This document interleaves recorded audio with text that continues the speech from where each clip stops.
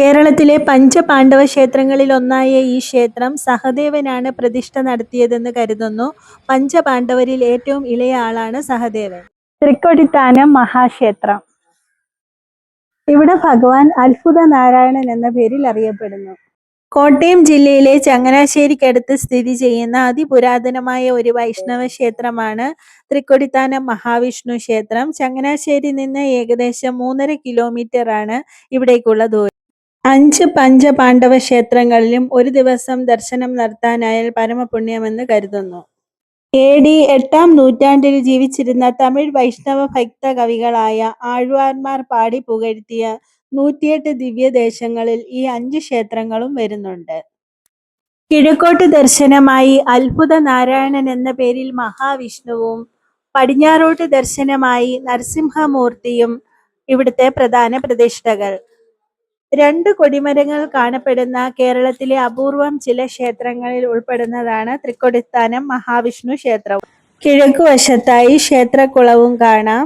കിഴക്കേ നടയ്ക്കും ക്ഷേത്രക്കുളത്തിനും മധ്യേ 6 അടി പൊക്കമുള്ള ഒരു കരിങ്കൽ തൂണും അതിനു മുകളിലായി പൂണൂൽധാരിയായ ഒരാൾ ഇടത് കൈയിൽ ഒരു ശംഖുമായി കിടക്കുന്ന കൃഷ്ണശിലയിൽ തീർത്ത ഒരു ആൾ രൂപവുമുണ്ട്. ഇതിനെ കഴുവേറ്റിക്കല്ല് എന്ന് പറയുന്നു. ഇതിനു പിന്നിൽ ധാരാളം ഐതിഹ്യങ്ങളുണ്ട്.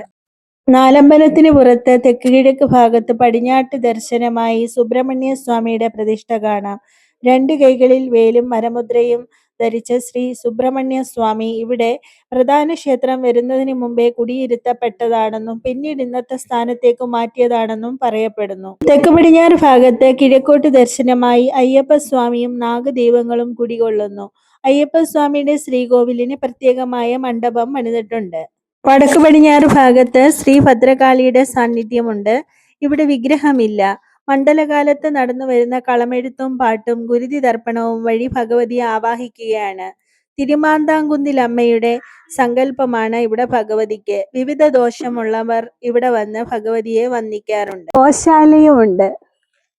ഗോവിന്ദ ഗോപസുത ഗോഗണപാലലോല